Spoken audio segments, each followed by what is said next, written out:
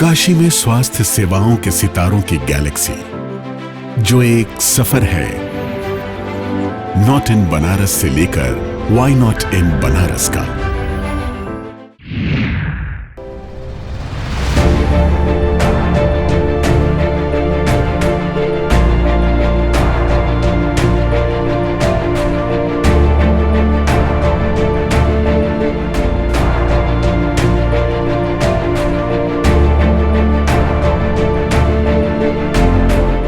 आपका हृदय कैसे स्वस्थ रहे, इन सवालों को लेकर, आपके द्वारा जो पूछे गए सवाल थे उनको लेकर हम गैलेक्सी के हृदय रोग विभाग के डॉक्टर विवेकानंद सर के पास आए हैं।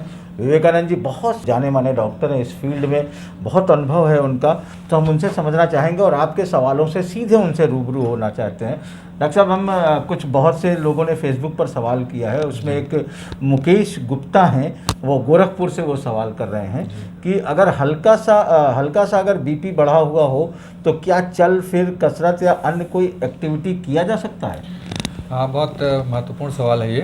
और नॉर्मल ब्लड प्रेशर हम लोग मानते हैं कि 130/80 130/80 या कुछ ओल्डर एज लोगों में लगभग 140/90 होता है।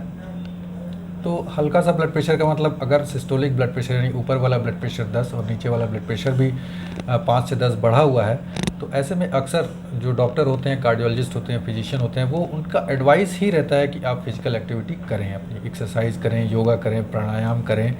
ये जो हम लोग बोलते हैं कि नॉन फार्माकोलॉजिकल मेजर्स, मतलब बिना दवाई के ब्लड प्रेशर कम करने के तरीके होते हैं, जिसमें खान पान, धूम्रपान वर्जित करना और इसके साथ साथ व्यायाम, एक्सरसाइज और योगा, ये सारी चीज़ें जो ऐसी हैं जो सिस्टोलिक और डायस्टोलिक ब्लड प्रेशर दोनों को ही 5 से 10 मिलीमीटर ऑफ मर्करी जो है कम करती हैं।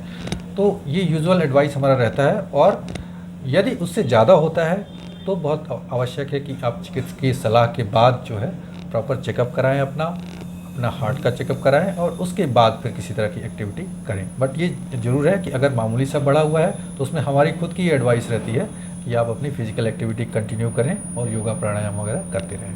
तो मतलब योगा प्राणायाम का बहुत महत्वपूर्ण रोल है, जैसा डॉक्टर साहब ने बताया। तो आप अपने सवाल से ज़रूर, डॉक्टर साहब ने जो बताया उससे आपको फ़ायदा मिलेगा जो आपने सुना। अब हम दूसरा एक सवाल लेते हैं। डॉक्टर साहब, बालाजी रस्तोगी हैं वाराणसी से, वो ये पूछना चाहते हैं कि जो हार्ट में जितनी बीमारी होती है, जो उसका वाल्व है या ब्लॉकेज है, उसकी जानकारी क्या केवल सिर्फ लिपिड प्रोफाइल की जांच से पता चल सकता है क्या?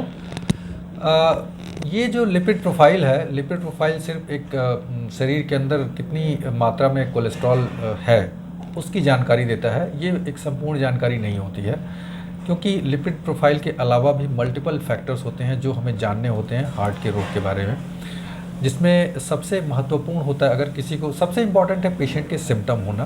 पेशेंट को किस तरह के सिम्टम्स हैं, छाती में दर्द होना, सांस फूलना या इस तरह की अगर कोई चीज़ है तो उसकी विधिवत जांच करना सबसे ज़्यादा ज़रूरी है। उसमें जब भी पेशेंट हमारे पास आता है इस तरह के सिम्टम्स के साथ, तो हम उसके जो रूटीन ब्लड टेस्ट होते हैं उसमें लिपिड प्रोफाइल ऑब्वियसली इंक्लूड होता है। लेकिन इसके अलावा हम लोग ईसीजी, इको, टीएमटी की जांच कराते हैं उसकी। अगर आवश्यक पड़ता है, हम लोग को ज़रूरत लगती है पेशेंट की, तो हम लोग हार्ट को मद्देनजर रखते हुए उसको, अगर हार्ट में ब्लॉकेज के चांसेस लगते हैं तो हम लोग उसको कोरोनरी एंजियोग्राफी या जिसको हार्ट की नसों की जांच कहते हैं उसकी सलाह हम लोग उसको देते हैं। ये दो तरह से हो सकता है, या फिर सीटी एंजियोग्राफी कर सकते हैं सीटी स्कैन के माध्यम से, जिसमें आपको एडमिट होने की आवश्यकता नहीं पड़ती है, रेडियोलॉजी सेंटर में हो सकता है। और दूसरी जांच जो होती है वो एडमिट करके हम लोग कन्वेंशनल एंजियोग्राफी जिसको कहते हैं वो करते हैं। तो लिपिड प्रोफाइल एक कहा जाए कि सिर्फ एक पार्शियल इन्वेस्टिगेशन है, ये कंप्लीट इन्वेस्टिगेशन नहीं है। और जब भी किसी को हार्ट से संबंधित तकलीफ़ हो तो उसको अपना संपूर्ण जांच कराना आवश्यक होता है, ना कि सिर्फ लिपिड प्रोफाइल कराना।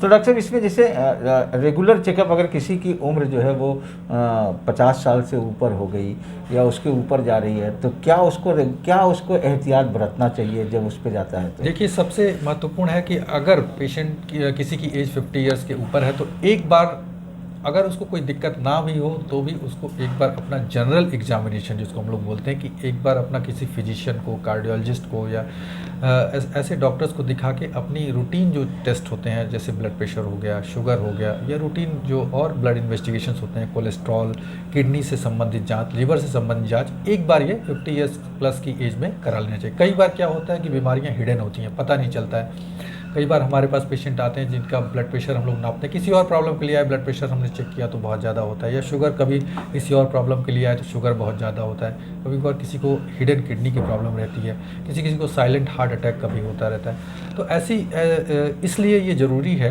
कि जब भी 50 वर्ष की अवस्था से ऊपर हो तो उसको एक बार अपना संपूर्ण चेकअप करा लेना चाहिए।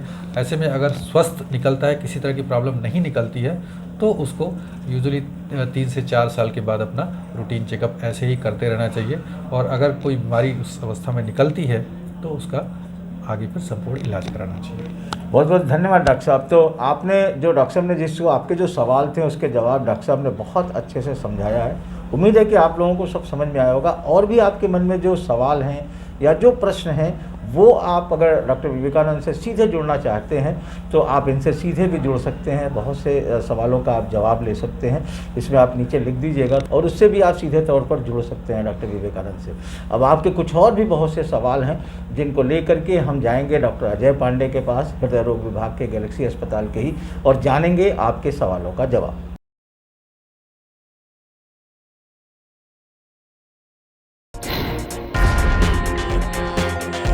हम हैं डॉक्टर्स की गैलेक्सी। डॉक्टर्स की गैलेक्सी। डॉक्टर्स की गैलेक्सी। सेवा हमारा धर्म। सेवा हमारा धर्म। और आपकी सेहत ही हमारा सरोकार। आधुनिक सुविधाओं से लैस पूर्वांचल का सबसे जाना माना हॉस्पिटल,